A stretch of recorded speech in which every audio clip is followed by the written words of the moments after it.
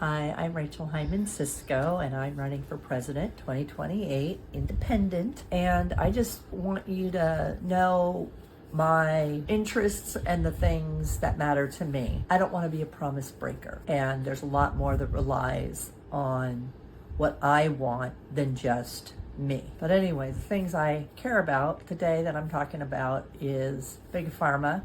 The more I think about it, these outrageous costs of life-saving medicines, the things you can't afford. Here's this life-saving medication to prevent a heart attack. This life-saving medicine, we're going to charge you this much, and if you can't pay it, you're going to die. And we know that, but we're still going to charge you crazy amounts of money. That is absolute murder. If you see someone falling off a cliff, and you could help them up and you don't, that's murder. If you have something that's gonna save somebody's life and you don't give it to them because they're not gonna give you what you want, that's murder. You know that you're letting someone die. And I don't know what happened that made money so effing important. No clue. A lot of you say, oh, it's important. Yeah, of course it is. You need it to feed your family, clothe them, medical care. But you know what? I think these are basic needs: food, clothes, medical, all that stuff. And we shouldn't be holding that stuff hostage away from the people who need it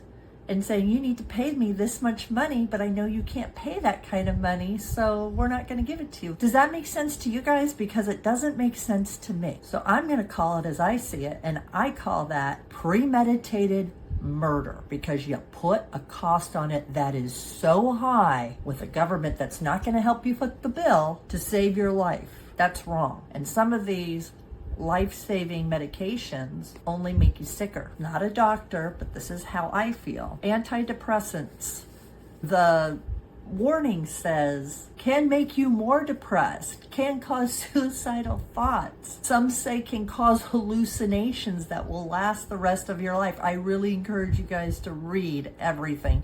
You get your medication, read all of the things that can happen, all of the adverse reactions, because it is scary. So if you read all that stuff with some of these antidepressants, not all, to make you more suicidal. If you have a child, you put them on an antidepressant and they're suicidal, but this is gonna make them more suicidal. Suicide can happen like that, 6 seconds. And now I gotta wait 6 weeks for them to get better. And now we have not only their own thoughts, but now we have a medication that's making them like that. The medications that we have aren't curing our problems. We are far along enough in science to provide cures. But like I said earlier, money somehow has gotten more important and we're keeping people sick. My theory is if the government paid for all our medical care, it would cost less to cure than to keep us sick.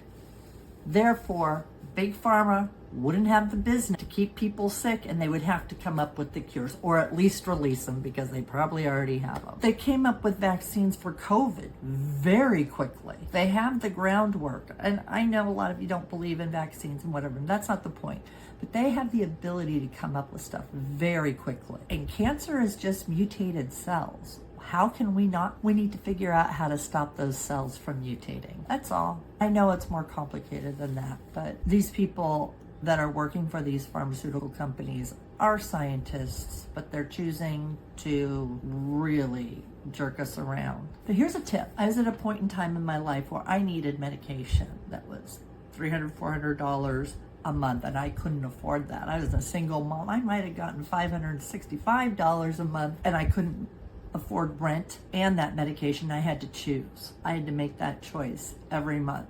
I chose that medication because I could die if I didn't take it. One day I told a visiting nurse, this is what's going on. And she said, oh, let me handle that. And she wrote to the company herself and said she needs this medication. I got it for free and delivered it to my door. So there is no reason that we should be having to make extraordinary prices. We should not be having to pay that. So if you are in a situation where you can talk to a nurse or doctor about how you can get it, or write to the company on your own, that might be a solution. Maybe not, but it's worth a try. So talk to you tomorrow. I'll have a new thing to talk about, I'm sure. Think independently.